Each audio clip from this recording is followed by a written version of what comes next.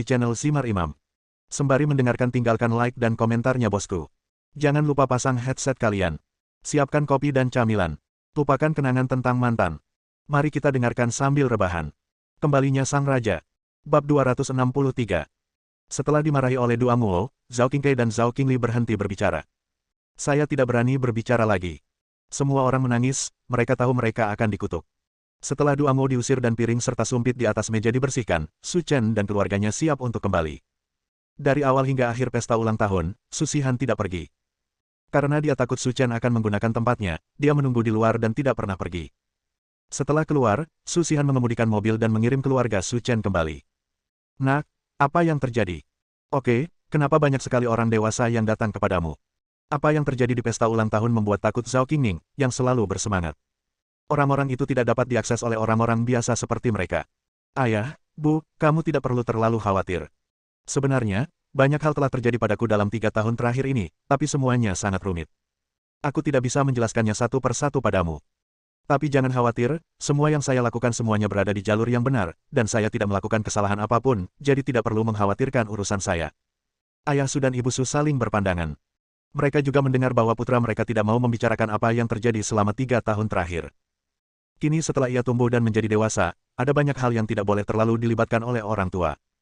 Nak, sebenarnya ibu tidak ingin kamu menjadi kaya, dia hanya ingin kamu aman. Kamu masih harus menempuh jalanmu sendiri di masa depan, jadi kamu harus bijaksana. Jangan khawatir, aku tidak akan pernah membiarkanmu mengkhawatirkan hal itu, kata Su Chen sambil tersenyum. Kalau begitu aku, ibu, bisa yakin. Ayah, Bu, ada hal lain yang harus aku lakukan. Aku harus keluar, jadi aku tidak akan bersamamu. Aku mungkin harus kembali pada malam hari.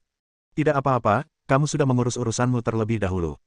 Karena ada kesulitan dalam memilih lokasi pabrik cabang, Su Chen harus menghadapinya, jadi dia keluar menemui Su Shihan. Melihat sosok Su Chen yang pergi, Su Changming menghela nafas lega. Kamu tidak perlu khawatir.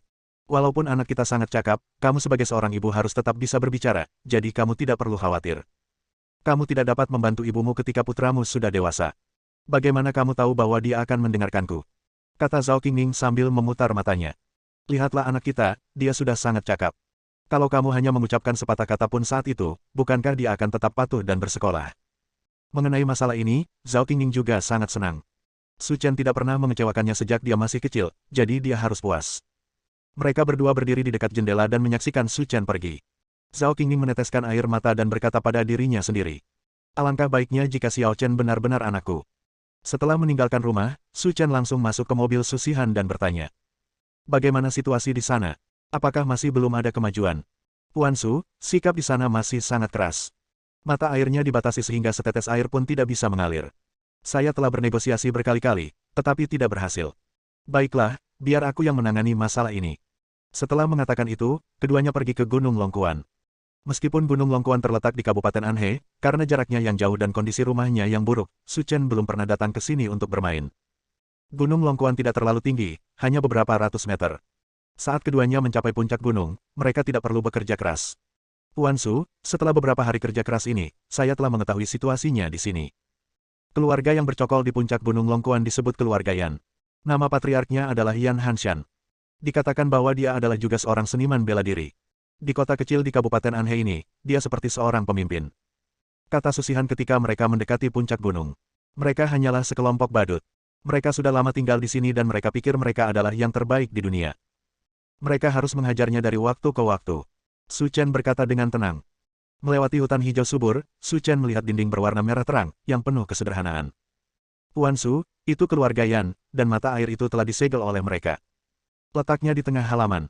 Oke. Ayo masuk dan lihat apa yang terjadi. Halaman keluarga Yan dihiasi dengan lampu dan dekorasi, dan ada lebih dari selusin meja perjamuan di dalamnya, yang sudah penuh. Saudara Yan, aku sudah setahun tidak bertemu denganmu, tapi kamu masih sangat tangguh, kata seorang pria parubaya yang mengenakan kemeja hitam. Saudara Lidong, kamu benar-benar pandai berbicara, haha. Yan Hanshan terlihat sangat muda, sepertinya dia berusia awal 40-an.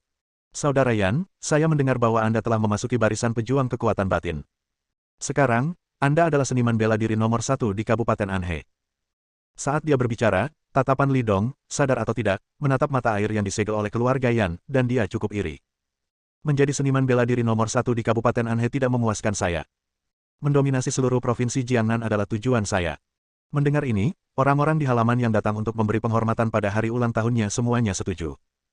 Dengan bakat saudara Yan, tidak ada masalah jika dia ingin mendominasi provinsi Jiangnan. Haha, semua orang sangat tersanjung. Saat aku mendominasi seluruh Jiangnan, aku akan mengadakan jamuan makan selama 3 hari dan mentraktirmu minum selama 3 hari 3 malam. Kami semua bersulang untuk saudara Yan, dan mendoakan dia mendominasi provinsi Jiangnan lebih awal. Kalau begitu aku tidak diterima, haha. Halo. Pintu ke halaman keluarga Yan dibuka, dan Su Chen berbisik. Dengan kebajikanmu, jangan pernah berpikir untuk mendominasi provinsi Jiangnan. Jika kamu tidak menyerahkan musim semi, maka hari ini akan menjadi peringatan kematianmu. Melihat seorang pria dan seorang wanita masuk dari pintu, para tamu yang hadir sedikit bingung dan tidak mengetahui siapa kedua orang tersebut. Memilih ulang tahun seseorang yang akan datang dan menimbulkan masalah jelas merupakan cara untuk memulai pertengkaran. Ini kamu wanita lagi. Aku telah menolakmu berkali-kali. Apakah kamu masih ingin memperhatikan mata Yan Jiakuanku? Yan Hanshan menyipitkan matanya dan mendengus dingin. Bukan niat kami memanfaatkan mata air ini. Hanya saja kamu mengambil mata air itu sebagai milikmu dan tidak menggunakannya untuk orang lain. Kamu pasti yang salah dulu. Ini adalah aturan dunia seni bela diri kami. Keluarga Yan kami adalah keluarga terkuat di seluruh Kabupaten Anhe, jadi kami memenuhi syarat untuk menempati tempat ini. Yang lemah harus memiliki kesadaran yang lemah. Jika Anda merusak pemandangan, hati-hati. Aku akan membiarkanmu pergi tanpa imbalan apapun. Yang terkuat. Su Chen tersenyum. Menurut pendapatmu, siapa yang lebih kuat akan menguasai musim semi ini? Bagaimana jika kamu begitu mampu? Kenapa, kamu masih ingin bersaing denganku? Kata Yan Hanshan dengan ekspresi main-main. Awalnya aku tidak ingin berbicara dengan orang sepertimu, tapi kamu bertindak terlalu jauh dan menganggap mata air publik sebagai milikmu, jadi aku akan bermain-main saja denganmu. Bab 264. Sekarang, mereka yang mengucapkan ulang tahun padaku mengerti apa yang sedang terjadi. Pria ini adalah penolong yang ditemukan wanita ini. Mengetahui dengan jelas bahwa kepala keluarga yang tidak akan bisa melepaskan diri, dia masih berani datang. Oke, semuanya, mohon mundur. Wanita ini membawa orang ke sini untuk mati, jadi mari kita kosongkan tempat dan menonton pertunjukannya. Berdiri di sana, Yan Hanshan menggerakkan pergelangan tangannya dan berkata dengan bercanda. Melihat karaktermu, kamu seharusnya belajar taekwondo, atau beberapa trik seperti karate. Tapi izinkan aku memberitahumu, dengan kemampuan ini, kamu ingin membela wanita ini. Idemu terlalu naif. Akulah orang yang paling berkuasa di Kabupaten Anhe, jika kamu ingin melawanku, kamu harus mempertimbangkan dirimu sendiri terlebih dahulu. Saya memperkirakan anak laki-laki ini digunakan sebagai senjata oleh wanita ini. Setelah dia melihat kekuatan saudara Yan, dia mungkin akan marah. Saya kira begitu, karena orang-orang di dunia sekuler seperti mereka tidak tahu betapa kuatnya kita sebagai seniman bela diri. Selama gerakan luar biasa itu terungkap, anak ini mungkin akan ketakutan setengah mati tanpa harus melakukan apapun. Haha, jika kamu ingin seorang pahlawan menjadi cantik, kamu tidak peduli siapa orang lain. Kamu benar-benar melebih-lebihkan kemampuanmu. Ada suara, pop. Su Chen menamparnya, membuat Yan Hanshan terbang menjauh.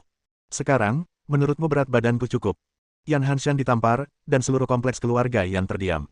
Semua orang menatap Su Chen, hampir melontarkan pandangan. Apa yang terjadi di sini? Anak ini benar-benar menamparkan kepala keluarga Yan. Bagaimana mungkin? Bagaimana dia melakukannya? Yan Hanshan, yang terjatuh ke tanah, menutupi wajahnya dengan mata kusam. Dia juga tidak menyangka kalau anak di depannya benar-benar bisa menamparnya. Dia adalah kultivator nomor 1 di Kabupaten Anhe. Saudara Yan, apa kabar? Apakah kamu baik-baik saja? Mengapa kamu dirobohkan olehnya? Kata Lidong gemetar. Tadi aku sedikit ceroboh. Aku tidak menyangka dia akan mengambil tindakan secara tiba-tiba. Dia bahkan tidak menggunakan jurus bertahan paling dasar. Jangan khawatir, mustahil anak muda ini menggoyahkan reputasiku sebagai orang terkuat di Kabupaten Anhe. Setelah mengatakan itu, Yan Hanshan berdiri dari tanah dan menatap Su Chen dengan mata dingin. Aku baru saja melakukan kesalahan. Sekarang, aku, Yan Hanshan, akan bermain serius denganmu. Huhu. Dengan suara perburuan, Yan Hanshan melambaikan tinjunya dan bergegas menuju Su Chen. Kecepatannya tidak terbayangkan. Ya Tuhan, dia memang orang terkuat di Kabupaten Anhe. Penguasa kekuatan internal luar biasa. Apakah menurutmu setelah bertahun-tahun, reputasi saudara Yan terbuang sia-sia? Bagaimana dia bisa disebut master nomor 1 jika dia tidak memiliki kekuatan yang luar biasa? Ada suara, pop. Ketika Yan Hanshan bergegas mendekat, Su Chen dengan ringan meraih tinjunya, menyentakkannya ke atas, dan memutarnya. Ah! Jeritan yang menyayat hati terdengar, dan gunung yang dingin itu kesakitan seperti babi yang disembelih, melumpuhkan dan berguling-guling di tanah. Sekarang, apakah kamu masih berani mengatakan bahwa kamu adalah orang terkuat di Kabupaten Anhe? Tidak, aku tidak berani lagi. Wajah Yan Hanshan pucat karena ketakutan. Dibandingkan dengan teror Su Chen, dia bahkan sudah melupakan rasa sakit di tangannya. Koma tanda seru. Aku, Yan Hanshan, bukan apa-apa. Dibandingkan denganmu, aku bukan apa-apa. Kamu adalah orang terkuat di Kabupaten Anhe. Setelah mengatakan itu, Yan Hanshan berlutut di tanah dan bersujud beberapa kali, karena takut Su Chen akan membunuhnya. Melihat Yan Hanshan berlutut, orang lain yang berdiri di samping juga berlutut. Mereka juga takut mati. Su Chen menggelengkan kepalanya dan menghela nafas. Awalnya, saya ingin membicarakan masalah ini dengan Anda dengan tenang.